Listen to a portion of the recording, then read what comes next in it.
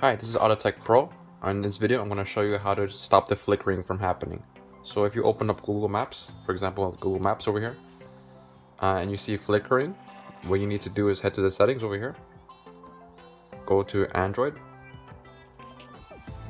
and then go to display.